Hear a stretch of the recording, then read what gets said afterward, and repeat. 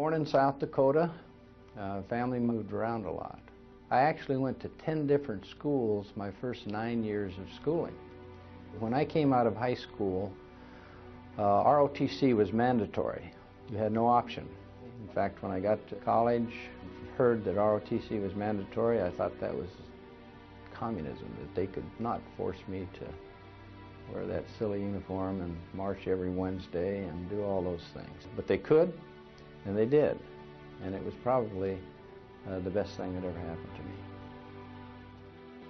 Patrick Brady volunteered for Vietnam right out of flight school in January of 1964. His work there was exclusively helicopter ambulance evacuation, known in the battlefield as dust-off. The missions that we flew were the most dangerous kind of flying because we were required to land on the battlefield, but also very effective. You had a better chance of survival if you were wounded in the jungles of Vietnam than if you were in a car crash, simply because of that dedicated resource and well-trained crew to fly those missions. Brady quickly earned a reputation as one of the most skilled evac pilots in Vietnam. His gutsy, innovative flying techniques enabled him to maneuver through conditions that turned most pilots back. It was for this reason that Brady was called upon one foggy day in 1968 to make a series of impossible rescues where others before him had failed. I flew 4 separate sets of missions that day. We went through 3 helicopters. There had been, they told me, 7 attempts to get the people out, and they were unsuccessful. And I wasn't even on duty that day. But they knew I could fly these missions, the guys in my unit. And so they called me to pick up some patients from an outpost that was under attack, deep in the stuff. This is Rebel 6, request dust-off, over. So I went into that outpost and picked up those patients. It was not a problem. Second mission, second series of missions, same thing. They had 60 or 70 patients caught in a valley under that stuff. And they had several aircraft shot down, and there had been numerous attempts to get in there. Dust-off, over. They weren't going to let me go in initially. I had to land on the fire support base and talk to the brigade commander into letting me go in. He actually went to my co-pilot and said to my co-pilot, "Can he do that?" My co-pilot said, "We've been doing it. We just did it this morning." So we go into there. We flew right over the top of the enemy.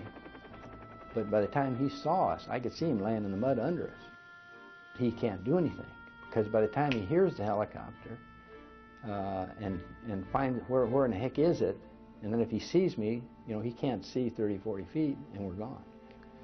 So I ended up having to go back in there 4 times to get all the patients.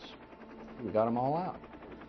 And when they saw us break up out of that fog, everybody on the fire support base broke out clapping. That was half the day. The next mission was some American casualties in an area in a firefight. We went in, and we may have come in the wrong way. We may have got some bad information from the people on the ground, because as we got close to the ground, the friendly wouldn't stand up to help us load the patients, and the enemy cut loose on us. And so we took a bunch of rounds. One of the rounds came up through the floor. They told me later that it went through the controls, but we seemed to be flyable. And so I went around, and then I came in a better way, and they were ready to stand up and help us load the patients, and we got them out. So the aircraft was damaged, and I had to get another airplane when I got back. Now in the meantime, we're flying missions, other missions, in between here. You know, there's all kinds of activity in the countryside. So we head down south, and on the way back, I'm monitoring the traffic on the radio, and I hear about some soldiers who are trapped in a minefield. And as I fly by, I see a dust-off bird from down south sitting on the ground there. And apparently, he was sitting there, and a mine went off and killed some people, and he left the area. They started screaming, "We need help, we need help, dust-off, please come." And I saw where he was sitting. And I knew that where he was sitting was reasonably safe, that I could land there without setting off a mine. And so that's what I did. And we got on the ground in good shape. So then the problem is getting the patients out of the minefield because nobody will move.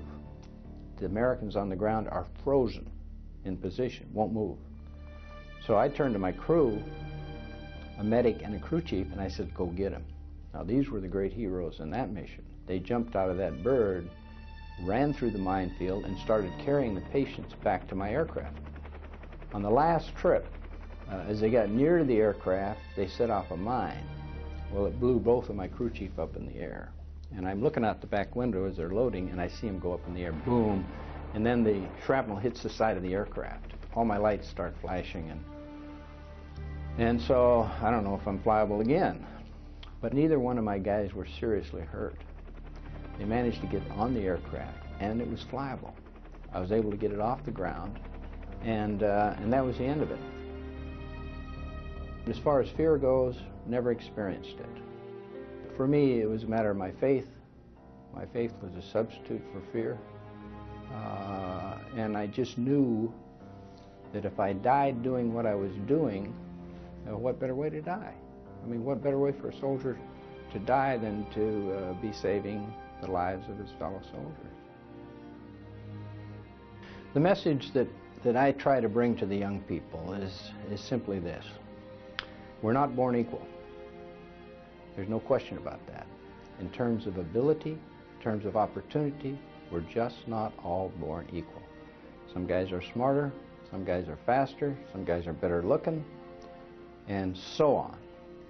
But there is one way in which we are all equal. Only one way, and that's in matters of courage. All of us can have all the courage we want, and that's the key to success in life. That's important, that our children look at that and say, courage is a good thing. Sacrifice is a good thing. The sacrifice of a soldier is a particularly good thing because there's no bottom line to it. Now, people will sacrifice in society, but usually there's a bottom line. They're going to make something out of it. Not a soldier. All it does for a soldier is increase his capacity for more sacrifice and also for more responsibility. So that kind of sacrifice is very, very important, and people who have the medal should be able to stand for that kind of a sacrifice.